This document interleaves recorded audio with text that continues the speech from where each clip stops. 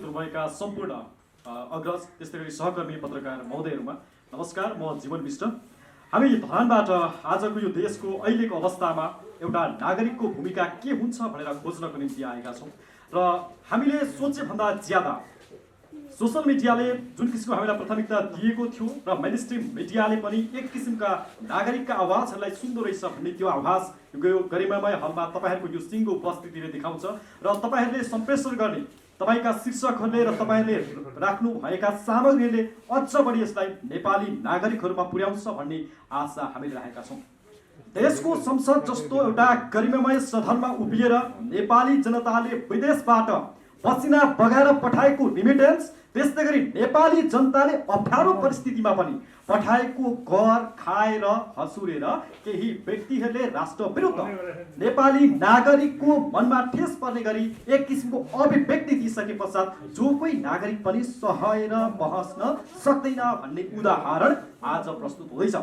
विक्रम सम्वत 2077 साल असार महिनाको 5 गते हिजो महानगरीय प्रहरी परिसर टेकुमा रमेश प्रसाईजीले हाम्रो वरिष्ठ अधिवक्ता सुरेन्द्र भण्डारी सरले वकालत गर्ने गरी एउटा जाहेरी हामीले दिएका छौँ र यसको सन्दर्भमा आज यो प्रेस मिट राखिएको तपाईँलाई पुनः एकपटक धन्यवाद दिँदै तपाईँहरूको समयलाई बडो सम्मान गर्दै म मित्र रमेश प्रसाईजीलाई आज आफ्ना धारणाहरू यस विषयमा राखिदिनु हुनको निम्ति अनुरोध छ।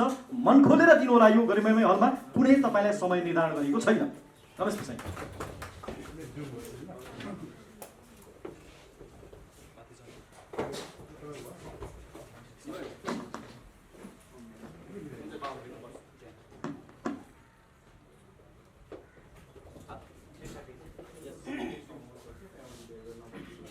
धेरै धेरै धन्यवाद मित्र जीवनजी।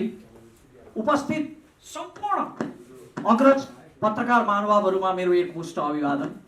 सबैलाई न्यानो नमस्कार। आज यहाँहरूको यो उपस्थितिले साँच्चीकै यो गरिमामय हलमा यहाँहरूको यो उपस्थितिले हाम्रो यो जुन काम हामीले अहिले गरिरहेका छौँ यसको ऊर्जामा असाध्यै धेरै वृद्धि भएको छ। म त्यो कामको बारेमा पनि यहाँहरूलाई जानकारी गराउनेछु र त्यही शुभ समाचार सुनाउनको लागि नै आजको पत्रकार सम्मेलन काठमाडौँ आउने निश्चय भयो। यो लकडाउनको समयमा गाडी खोज्दाखेरि एउटा गाडीले भाडा 20 देखि 25 हजारसम्म लिने गर्दो रहेछ। त्यो भाडा त्यति 20 देखि 25 हजार रुपियाँ तिर्न सक्ने आर्थिक क्षमता मसँग थिएन। मैले काठमाडौँ आउने बेलामा जब मैले यो जाहेरी दर्ता गराउने घोषणा गरेँ, देश विदेशबाट मेरा शुभचिन्तकहरूले मलाई टेलिफोन गरेर रमेशजी तपाईँलाई कस्तो सहयोग चाहिन्छ, कुनै पनि किसिमको सहयोग हामी तपाईँलाई गर्न तयार छौँ, तपाईँलाई कति आर्थिक सहयोग चाहिन्छ, कति खर्च चाहिन्छ भनेर मलाई बारम्बार भन्नुभयो।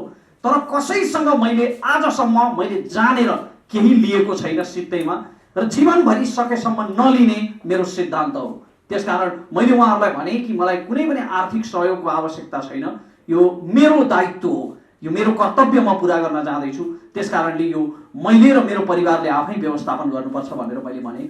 मेरो परिवारले मलाई जम्मा 21,255 रुपियाँ उपलब्ध गराएको थियो। घरमा त्यति नै थियो लकडाउनको समयमा र त्यति नै खर्च लिएर म काठमाडौँ आएँ। इभन यो कोट सुट जुन अहिले हामीले लगाएर आएका छौँ म र मेरा साथीहरूले, यो पनि मेरो अभिन्न मित्र जीवन विष्टको दाइ जो यति बेला कतारमा हुनुहुन्छ, उहाँले मेरो भाइहरूले यति राम्रो काम गर्न जाँदैछन्, यति त लिनै पर्छ मेरो तर्फबाट भनेर साह्रै नै इमोसनल कर गरेपछि हामीले यो लिएर लगाएर आएका छौँ। आउने क्रममा 12 घण्टासम्म हामी गाडी बिग्रेर सिन्धुलीमा बस्नु पर्यो। एक प्रकारको अनकन्टार स्थितिको सृजना भयो र त्यति बेला हामीलाई फेरि एकजना ट्याक्सी चालकले हामीलाई लिफ्ट दिनुभयो। बाटोभरि हामीलाई राष्ट्रभक्त प्रहरी जवान र अधिकृतहरूले सहयोग गर्नुभयो हाम्रो यात्रामा। उहाँहरू सबैजनालाई धन्यवाद। मसँग आउने मेरा साथीहरूलाई धन्यवाद, सहयोग गर्ने ती राष्ट्रभक्त प्रहरी जवान र अधिकृतहरूलाई धन्यवाद, अनि त्यो गाडी उपलब्ध गराउने दाता उहाँ शुभचिन्तक र त्यो हामीलाई लिफ्ट दिने उहाँ ट्याक्सी चालकलाई पनि धेरै धेरै धन्यवाद। यहाँहरूलाई पनि धेरै धेरै धन्यवाद। यहाँहरू फरक फरक मिडियाबाट आज हाम्रा विचारहरूलाई सम्प्रेषण गर्न यहाँ आउनुभएको छ। मेरो तर्फबाट मात्र नभइकन विश्वभरि रहेका राष्ट्रभक्त नेपालीहरूको तर्फबाट म यहाँहरूलाई धन्यवाद दिन चाहन्छु। किनकि हामीले जुन जाहेरी हिजो महानगरीय प्रहरी परिसर टेकुमा दर्ता गराएका छौँ त्यो रमेश प्रसाईले दर्ता गराएको जाहेरी होइन, त्यो रमेश प्रसाईले मात्र दर्ता गराएको मुद्दा होइन, त्यो मुद्दा नेपालका सम्पूर्ण राष्ट्रभक्त नेपालीहरूले दर्ता गराएको मुद्दा हो र त्यसको प्रतिनिधि पात्र मात्रै रमेश प्रसाई हो। मैले प्रतिनिधित्व मात्रै गरेको हो। मित्र जीवनजीले अघि भन्दै हुनुहुन्थ्यो 18 घण्टासम्म काम गरेर प्रतिदिन 2 जनाले ज्यान गुमाएर कोरोनाको कहरले सोत्तर बनेका ठाउँहरूमा आफ्नो आमा सम्झिँदै अलाप बिलाप गर्दै पठाएको रिमिटेन्स, रगत पसिना काटेर ती नागरिकहरूले पठाएको रिमिटेन्सबाट तलब भत्ता खाने एकजना सांसद जसले देशको प्रतिनिधित्व गर्नुपर्ने हो, राष्ट्रिय र अन्तर्राष्ट्रिय स्तरमा देशको प्रतिनिधित्व गर्नुपर्ने, देशका विचारहरूलाई पुर्याउनु पर्ने, देशको नीति निर्माण गर्नुपर्ने गरिमामय पदमा, सांसद जस्तो गरिमामय पदमा बसेको व्यक्तिले देश विरुद्ध अर्को राष्ट्रको पक्षमा, छिमेकी राष्ट्रको पक्षमा देशको नीति विरुद्ध र राष्ट्रियता विरुद्ध टिप्पणी गर्ने, यो कुनै नेपाली नागरिकलाई सह्य हुनै सक्दैन।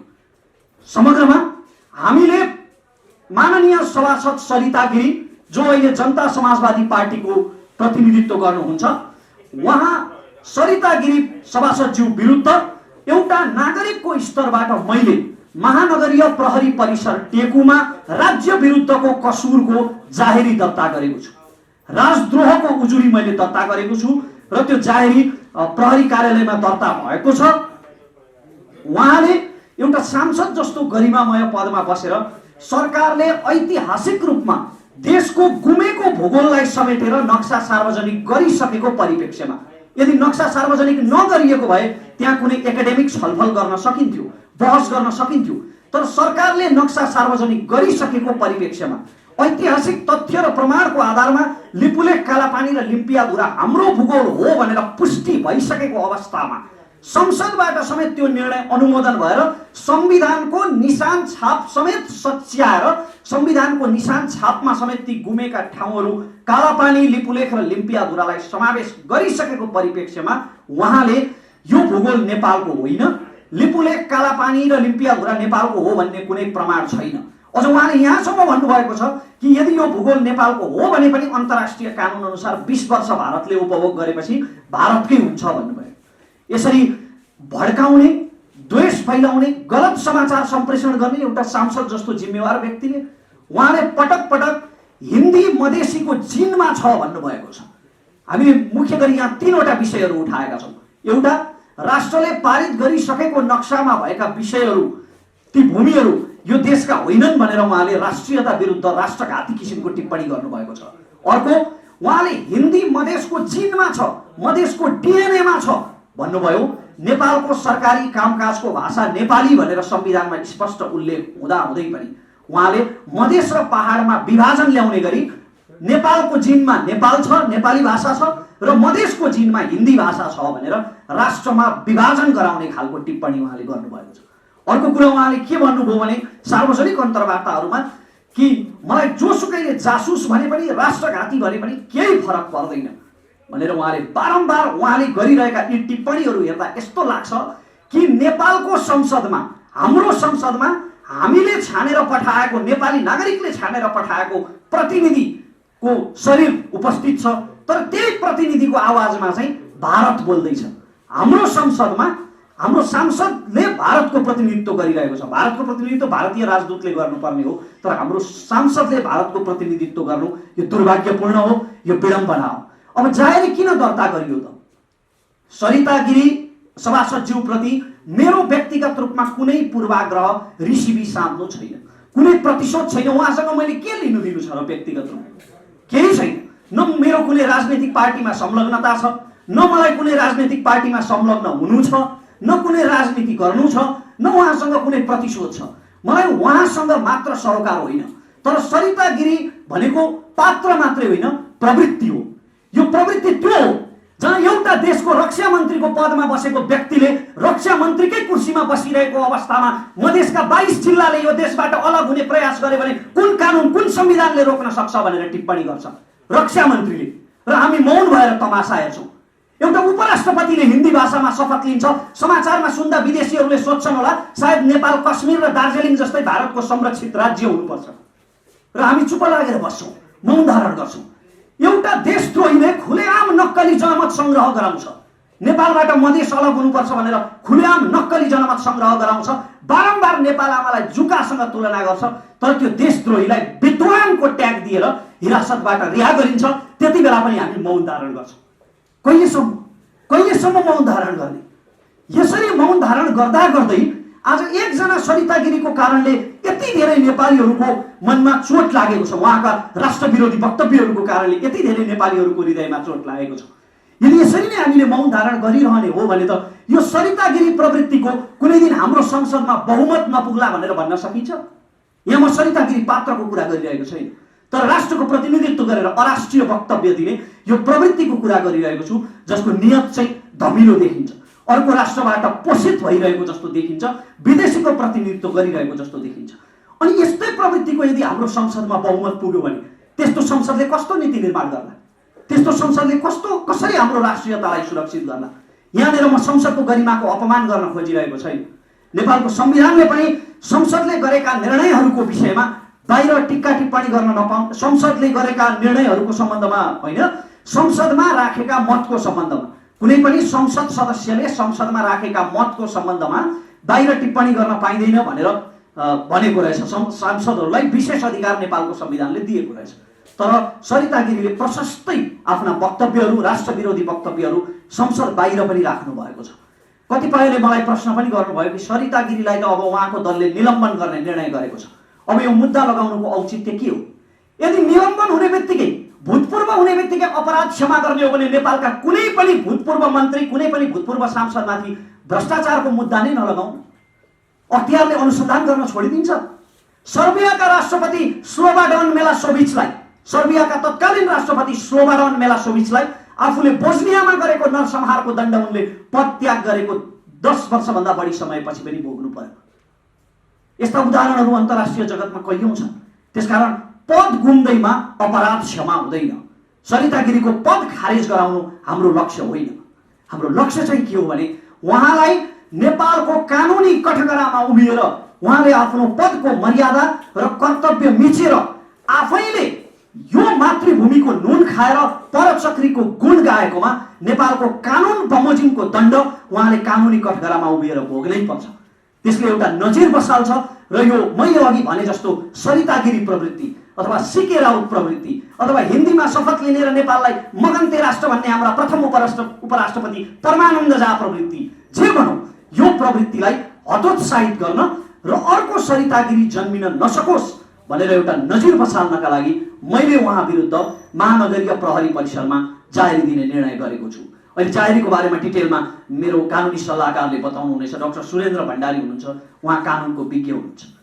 यो जाहेरी दर्ता गराउने मैले निर्णय गरेँ। यो जाहेरी दर्ता गराउने निर्णय गरिसकेपछि मैले धेरै अधिवक्ताहरूलाई मैले भने कि मेरो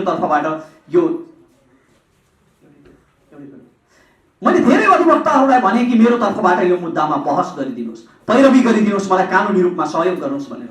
तर उहाँहरूले कतिपयले त चासै देखाउनु भएन। जसले चासो देखाउनु भयो उहाँहरूले पनि भन्नुभयो अलिअलि त मिलाउनुपर्छ रमेशजी, हाम्रो पनि घर चल्नुपर्छ। यहाँ राष्ट्र चल्नुभन्दा घर चल्नु ठुलो छ मान्छे। हामीले सामाजिक सञ्जालहरूमा एकैछिन राष्ट्रियता विरोधी त्यस्ता वक्तव्यहरू हेर्दा हाम्रो मुटु दुख्छ, मन दुख्छ, हामीलाई आक्रोश उत्पन्न हुन्छ।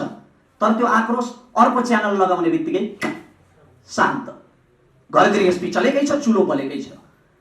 तर जब मैले डाक्टर सुरेन्द्र भण्डारीलाई यो विषयमा मैले अनुरोध गरेँ, उहाँले सहर्ष रूपमा यसलाई स्वीकार गर्नुभयो र मेरो आर्थिक अवस्थालाई बुझेर होला सुरेन्द्र सरले मेरो तर्फबाट यो मुद्दा निशुल्क रूपमा लडिदिने वचन दिनुभएको छ। सुरेन्द्र सरलाई म धेरै धेरै धन्यवाद दिन चाहन्छु, किनकि यो मैले अघि पनि भने यो रमेश प्रसाईको मात्र मुद्दा होइन, यो सम्पूर्ण नेपाली राष्ट्रभक्तहरूले लडिरहेको मुद्दा हो। र हामीले हिजो जाहेरी दर्ता गराउँदा नेपाल प्रहरीबाट असाध्यै सकारात्मक प्रतिक्रिया सहित यो जाहेरी स्वीकृत भएको छ। यो कहाँ पुग्छ थाहा छैन, यो जाहेरीले के परिणाम दिन्छ त्यो मलाई थाहा छैन। मलाई नेपाल प्रहरीको व्यावसायिकता र प्रतिबद्धतामाथि विश्वास छ अझै पनि, किनकि अब यहाँनिर प्रश्न आउलान्, कतिपय अवस्थामा प्रहरीले गलत गरेका उदाहरणहरू पनि छन्, गलत पात्रहरू जुनसुकै पेशामा पनि हुन्छन्। तर एउटा जङ्गलबाट बाँदर आएर हाम्रो खेतको अन्न खायो भन्दैमा जङ्गलमा आगो लगाइदिने मूर्खता गर्नु हुँदैन। जङ्गल बचाउनुपर्छ, त्यसरी नै सिस्टम पनि बचाउनुपर्छ। त्यसकारण अझै पनि मलाई सिस्टमप्रति विश्वास बाँकी छ, किनकि जङ्गल राज्य नहुने हो, कानुनी राज्य कायम हुने हो भने सिस्टम सुदृढ हुनै पर्छ र त्यो हामीले नै सुरुवात गर्नुपर्छ। त्यसकारण हामीले प्रहरीमा जाहेरी दर्ता गरायौँ। सडकमा जानुको सट्टा सडकमा जो साथीहरू जानुभएको छ उहाँहरूको भावना असाध्यै पवित्र छ, उहाँहरू असाध्यै पवित्र राष्ट्रभक्तिको भावना लिएर जानुभएको छ। उहाँहरूको त्यो अभियानलाई पनि सलाम छ, नमन छ। तर हामीले चाहिँ यो बाटो रोज्यौँ, हामीले कानुनी बाटो रोज्ने निर्णय गऱ्यौँ ताकि कानुनी रूपमै सरिता गिरीलाई दण्डित गरेर एउटा नजिर बसाल्न सकियोस्।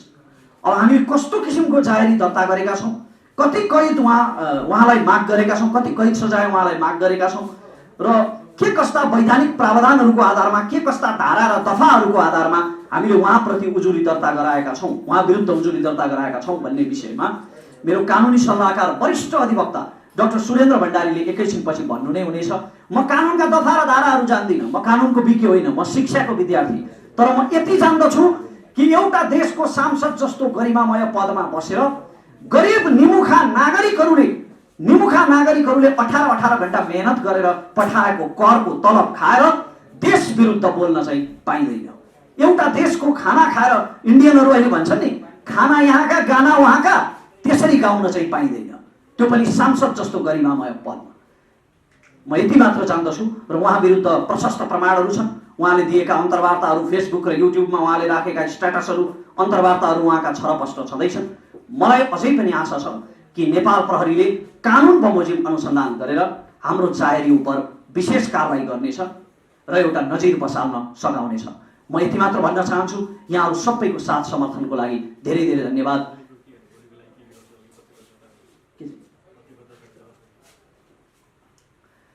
र धन्यवाद दिनुभन्दा अगाडि मित्र जीवनजीले भन्नुभयो, मैले अहिले चाहिँ केही तपाईँका केही भविष्यका योजनाहरू पनि बताइदिनुहोस् भनेर उहाँले भन्नुभयो। यो विषयमा हामीले अहिले जाहेरी दर्ता गराएका छौँ र मैले अघि पनि भने प्रहरी प्रशासनमाथि अझै पनि विश्वास बाँकी नै छ। यो जाहेरी दर्ता गराइसकेपछि, अब जाहेरी दर्ता गराएपछि सकियो त होइन, यहाँ त नजिर बसाल्नु छ, उहाँलाई कानुनी रूपमा दण्डित गराएर एउटा नजिर बसाल्नु छ। हाम्रो लक्ष्य त्यति मात्र हो। त्यसकारणले यो जाहेरी दर्ता भइसकेपछि हामी करिब 15 दिनसम्म हामी हेर्छौँ कि नेपाल प्रहरीले कसरी कानुन बमोजिम उहाँलाई कारबाही गर्छ, कस्तो अनुसन्धानको प्रक्रिया अगाडि बढाउँछ। 15 दिनसम्म हामी सिस्टमको कार्यलाई हेर्छौँ, कारबाहीलाई हेर्छौँ र त्यसपछि यदि यो जाहेरी उप सही सुनवाई भएन भने, यदि यो जाहेरीमाथि राष्ट्रभक्त प्रहरी सङ्गठनले कुनै कारणले, राजनीतिक कारणले, दबावको कारणले अथवा जुन कुनै कारणले पनि यदि व्यावसायिकता प्रदर्शन गर्न सकेन र यो जाहेरी उप कुनै कानुनी कारबाही अगाडि बढेन भने 15 दिनपछि हामी, सुरेन्द्र सरले मलाई भन्नुभएको छ, कानुन बमोजिम त्यो व्यवस्था रहेछ, एउटा नागरिकको स्तरबाट 15 दिनपछि म यो जाहेरी लिएर अदालत जाँदैछु। यति मात्र भन्न चाहन्छु। यसपछि सुरेन्द्र सरले बाँकी विषयमा प्रकाश पार्नुहुनेछ। यहाँहरूको उपस्थितिको लागि फेरि पनि धन्यवाद। जय देश। रमेश प्रसाई जस्तो एउटा राष्ट्रवादी व्यक्ति जसको प्रत्येक आवाजमा, प्रत्येक ढुकढुकीमा मुलुक बोलिराखेको हुन्छ, मुलुकप्रति भएको अन्याय उहाँ सहन सक्नुहुन्न। उहाँको यो भावना पुनीत भावना छ र रमेश प्रसाईजी प्रति मेरो ज्यादै ठुलो श्रद्धा र सम्मान छ। त्यही कारणले म रमेश प्रसाईजीको कानुन व्यवसाय भएर उहाँलाई सहयोग गर्न पाउँदाखेरि मैले आफूलाई खुसी मात्रै होइन, गौरवान्वित ठानेको छु। रमेश प्रसाईजीको जाहेरी दरखास्त 2077 साल असार 5 गते महानगरीय परिसर टेकु काठमाडौँमा दर्ता भएको छ। त्यो जाहेरी दरखास्तमा रमेश प्रसाईजीले के कस्ता विषय उठाउनु भएको छ भन्ने बारेमा सम्पूर्ण नेपाली नागरिकहरू, देश विदेशमा बस्नुभएका नेपाली नागरिकहरूलाई रमेश प्रसाईजीले दर्ता गर्नुभएको जाहेरी दरखास्त म छोटकरीमा पढेर सुनाउन चाहन्छु, जसले गर्दाखेरि यो विषय के छ भन्ने कुरा सबैलाई ज्ञात होस् भनेर। निज सरिता गिरी संघीय संसदको प्रतिनिधि सभामा संघीय समाजवादी फोरम नेपाल हाल जनता समाजवादी दलको प्रतिनिधित्व गर्ने सांसद सदस्य हुन्। निज सरिता गिरी राज्यका महत्त्वपूर्ण विषयमा कानुन बनाउन र नीति निर्माण गर्न विधायकी भूमिका अदा गर्ने महत्त्वपूर्ण भूमिका खेल्ने सांसद सदस्य जस्तो एक गरिमामय र महत्त्वपूर्ण ओहदामा हुनुहुन्छ। संविधानको रक्षा र पालना गर्दै संविधान संशोधन लगायत कानुन बनाउने सन्दर्भमा उहाँको भूमिका महत्त्वपूर्ण हुन्छ। नेपालको संविधान 2072 र प्रतिनिधि सभा नियमावली 2075ले पनि यही भूमिका सांसद सदस्यबाट अपेक्षा गरेका छन्। प्रत्येक सांसद सदस्यले निजको दललाई मात्रै नभएर संविधान, मुलुकको अस्मिता, सार्वभौमसत्ता र भौगोलिक अखण्डतालाई सम्मान गर्ने, रक्षा गर्ने प्रतिबद्धताप्रति आफूलाई समर्पित गरेका हुन्छन्। मुलुकप्रतिको असीम आस्थाकै कारणले प्रत्येक सांसद सदस्यलाई नागरिक र सिङ्गो मुलुकले महत्त्वपूर्ण जिम्मेवारी सुम्पेका हुन्छन्। वीर र वीराङ्गनाहरूको ठुलो त्याग, तपस्या र बलिदानबाट आर्जित हाम्रो मुलुकको सार्वभौमसत्ता, भौगोलिक अखण्डता, राष्ट्रियता, राष्ट्रिय एकता, स्वाधीनता र स्वाभिमान विरुद्ध अभिव्यक्ति दिने, नागरिकलाई बहकाउने, भड्काउने, दुरुत्साहन गर्ने, घृणा वा देश वा अवहेलना उत्पन्न गर्ने कार्य निज सरितागिरीले गर्नुभएको हुँदा निजको कार्य मुलुकी अपराध संहिता 2074 को दफा 49(4) र 51(1) एवं 51(2) विपरीत भएको प्रश्न छ। नेपालको संविधान 2072 को धारा 103 ले संसद सदस्यलाई विशेषाधिकार प्रदान गरेको छ। अर्थात् सदनमा बोलेको कुनै कुरा वा दिएको कुनै वक्ता लिएर संसद सदस्यलाई पक्राउ गर्न, थुनामा राख्न वा अदालतमा मुद्दा चलाउन पाइँदैन। तर यो विशेषाधिकार संसद बाहिर गरिएका कार्य, क्रियाकलाप र अभिव्यक्ति सम्बन्धमा लागू हुँदैन।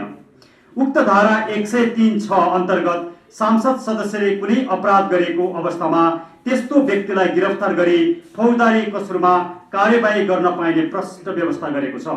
तसर्थ निज सरितागिरीले गर्नुभएको कार्य अर्थात् प्रष्ट रूपमा राज्य विरुद्धको कसुर भएको हुँदा निज सरितागिरीलाई कानुन बमोजिम पक्राउ गरी कार्यवाही गरी हदैसम्म सजाय गरी पाऊँ।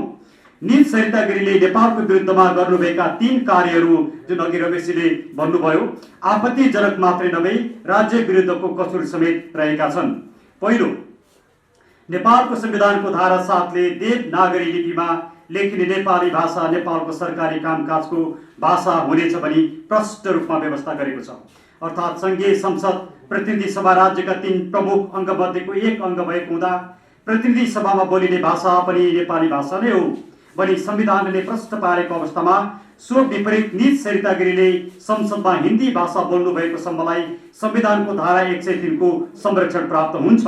तर मिडियामा आई संसदमा आफूले भाषा नै नबोल्ने, संसदमा आफूले हिन्दी भाषा नै बोल्ने, संविधानले हिन्दी भाषा संसदमा बोल्न प्रतिबन्ध लगाएको छैन भनी कुतर्क गर्ने, मधेस र पहाडमा बसोबास गर्ने समुदायका बीचमा रहेको सुसम्बन्धमा खलल पार्नका लागि हिन्दी मधेसको जिनमा छ, नेपालीहरूको जिनमा नेपाली छ, मधेस हो, मधेस फरक छ भनी गम्भीर एवं आपत्तिजनक रूपमा अभिव्यक्ति दिने र सोका आधारमा आम नेपाली नागरिकहरूका बीचमा भ्रम सृजना गरी नेपालीहरूका बीचमा घृणा, देश फैलाई नेपाली भाषालाई अपहरित गर्ने समेतको कार्य गर्नुभएबाट र आफूले संसदमा किन नेपालीमा बोल्ने त्यो सम्भव छैन भनी जिकिरले नेपाल, नेपाली भाषा र नेपाली प्रति नै अपमान गरेको हुँदा यस्ता गतिविधिलाई सहेर बस्ने, कानुनको दायरामा नल्याउने र अनुत्तरदायी ढङ्गले समाजलाई तहस नहस पार्न दियो भने हाम्रो सिङ्गो सभ्यता र अस्मिता नै धरापमा पर्ने खतरा हुने भएकोले यस्ता क्रियाकलाप निन्दनीय मात्र नभई आपराधिक समेत भएको हुँदा निज सरितागिरीलाई कानुनको दायरामा ल्याई कारबाही गरी पाऊँ। निजको कार्य मुलुकी अपराध संहिता 2074 को दफा 49(4) र 51(2) एवं 2 विपरीत भई राज्य विरुद्धको कसुर भएको हुँदा दफा 49(5) ग बमोजिम निज सरितागिरीलाई 5 वर्ष कैदको सजाय गरी पाऊँ। दोस्रो, लिपुले कालापानी र लिम्पियाधुरा नेपालको भन्ने बारेमा ऐतिहासिक तथ्य र प्रमाण हुँदाहुँदै पनि सिङ्गो मुलुक र नागरिकहरूको भावना, आस्था एवं भौगोलिक अखण्डता विपरीत निज सरितागिरी उक्त भूभाग नेपालको होइन भनी मिडियामा अन्तर्वार्ता दिने र सो अन्तर्वार्तालाई सामाजिक सञ्जाल मार्फत प्रचार प्रसार गरी नेपाललाई नै होच्याउने, घृणा वा देश फैलाउने र नेपालको स्वाभिमान उप अपमान गर्ने जस्ता कार्य गर्नुभएको हुँदा निजको कार्य अपराध जन्य छ र क्षम्य हुन सक्दैन। तेस्रो, कसैले मलाई जासुस भने भनिराखोस्, मलाई फरक पर्दैन। कसैले मलाई राष्ट्रघाती भने भनिराखोस्, मलाई फरक पर्दैन भन्ने अभिव्यक्ति निज सरितागिरीले दिएको हुँदा निज संसदभित्र बसी नेपालको सुरक्षा, सैनिक स्थिति, सामरिक अवस्था, नेपालले गोप्य राख्नुपर्ने विषय समेतको जासुसी गर्ने हैसियत प्रष्ट पारेको हुँदा र सो कुरा स्वीकार गरेको हुँदा निज मुलुकका लागि ज्यादै डरलाग्दो र खतरनाक व्यक्ति भएको प्रष्ट हुन्छ। तसर्थ मुलुकी अपराध संहिता 2074 को दफा 56 बमोजिम निजलाई कार्यवाही गरी सोही दफा 56(2) बमोजिम 25 वर्षसम्म कैद गरी पाउन अनुरोध गर्दछु। म यो जारी दरखास्त पुरै पढ्दिन, लामो छ, 5 पेजको छ। यसलाई हामीले रिपोर्टर्स क्लबमा पनि दिएका छौँ, त्यहाँबाट पनि यहाँहरू लिन सक्नुहुन्छ। रमेशजी, जीवनजीको फेसबुकमा पनि यो आउँछ, त्यहाँबाट पनि दिन सक्नुहुन्छ। म मेरो फेसबुकमा पनि राख्छु, त्यहाँबाट पनि लिन सक्नुहुन्छ। र म के अनुरोध गर्छु भने सम्पूर्ण नेपाली नागरिकहरूले यो जारी दरखास्त रमेशजीले दिनुभएको जारी दरखास्त पढ्नका लागि, यसलाई बुझ्नका लागि र रमेशजीलाई सहयोग गरिदिनका लागि तपाईँहरूले व्यापक रूपमा प्रचार प्रसार गरिदिनुहोस्, डिसेमिनेट गरिदिनुहोस्। र म सिङ्गो नेपाली नागरिकहरूलाई के अनुरोध गर्न चाहन्छु भने रमेशजीले उठाउनु भएको विषय कुनै राजनीतिक दलको विषय होइन, कुनै अभियानको विषय होइन, कुनै समूहको विषय होइन, विशुद्ध रूपमा एउटा नेपाली नागरिक जसले मुलुकलाई माया गर्दछ यी 3 करोड नेपाली नागरिकहरूको भावनालाई प्रतिबिम्बित गरेर यो विषय उठाउनु भएको छ। तसर्थ सम्पूर्ण नेपाली नागरिकहरूलाई रमेशजीलाई साथ दिनुहुनका लागि पनि म हार्दिक अनुरोध गर्दछु। यस पछाडि तपाईँहरूका केही प्रश्न छन् भने त्यसको जवाब रमेशजीले दिनुहुनेछ भन्दै म आफ्ना विचारहरू यतिमै राख्दछु। फेरि पनि म धन्यवाद दिन चाहन्छु। म आदरणीय दाइ ऋषि धमलालाई र रिपोर्टर्स क्लबको सम्पूर्ण टिमलाई हात जोडेर नमन गर्न चाहन्छु, हार्दिक धन्यवाद दिन चाहन्छु कि उहाँहरूको असीम स्नेहले गर्दा आज यो रिपोर्टर्स क्लबको यो गरिमामय स्टेजमा तपाईँहरू सबै समक्ष यो राष्ट्रियतासँग जोडिएको मुद्दाका विषयमा जानकारी गराउने अवसर प्राप्त भयो। र मलाई विश्वास छ कि यहाँहरूले यी समाचारहरूलाई सही रूपमा जस्ताको तस्तै सम्प्रेषण गर्नुहुनेछ, किनभने आजभोलि हाम्रा मिडियाहरू जसलाई हामीले र नियोजित रूपमा नियतवश त्यस्ता प्रश्नहरू गरेर अन्तर्वार्ता गर्छ कसैले भने त्यो गलत हो। तर त्यसको अर्को एउटा पक्ष चाहिँ के छ भने तिनै सञ्चार माध्यमहरूमा भएको अन्तर्वार्ताको कारणले त जनताले तिनीहरूको असली अनुहार देख्न पाउँछन् नि। जस्तो कि सरिता गिरीको असली नियत, उहाँको असली चिन्तन त मैले उहाँले सञ्चार माध्यमहरूमा दिएका अन्तर्वार्ताबाट पनि बुझेको हुँ। र हाम्रो जाहेरीमा हामीले जुन कुरालाई प्रमाण सन्दर्भ सामग्रीको रूपमा राखेका छौँ ती प्रमाण सामग्रीहरूमा मुख्यतः उहाँले दिएका अन्तर्वार्ताहरू नै छन्। त्यसकारण यसका दुवै पक्षहरू छन्, तर पत्रकारको नियत कस्तो छ त्यसमा भर पर्छ। त्यस अन्तर्गत प्रश्न गर्ने प्रश्नकर्ता त रिपोर्टर्स क्लबकै अध्यक्ष ऋषि धमला हुनुहुन्थ्यो होइन? यस्तो छ, उहाँले सही गर्नुभयो कि गलत गर्नुभयो? ऋषि के अरे सरिता गिरीको अन्तर्वार्ता लिएर सरले बडो धर्म सङ्कटमा पार्नलाई मलाई यो प्रश्न सोध्नु। यद्यपि आदरणीय दाइ ऋषि धमलाप्रति मेरो असाध्यै उच्च सम्मान छ, यो कुरा म फेरि पनि दोहोऱ्याउन चाहन्छु। र ऋषि धमलाका कुनै पनि कार्यक्रमका कुनै पनि अङ्क, कुनै पनि बहस सम्भवतः मैले छुटाएको छैन। म त्यति धेरै प्रशंसक हो ऋषि धमला दाईको। यद्यपि ऋषि धमला दाई नेपालको सर्वाधिक व्यस्त पत्रकार हुनुहुन्छ, उहाँ अत्यधिक धेरै कार्यक्रमहरू सञ्चालन गर्नुहुन्छ। त्यसकारण त्यो व्यस्तताको कारणले गर्दा सायद सरिता गिरीको अन्तर्वार्तामा जुन किसिमको गृह कार्य देखिनु पर्थ्यो, मेरो पक्षबाट हेर्दा जुन किसिमको गृह कार्य देखिनु पर्थ्यो, जसरी तथ्य र तथ्याङ्कको आधारमा प्रश्नहरू गरिनु पर्थ्यो, त्यो चाहिँ ऋषि धमला दाईको अधिक व्यस्तताको कारणले गर्दा उहाँले त्यसरी प्रश्न गर्न नपाउनु भएको पनि हुनुपर्छ।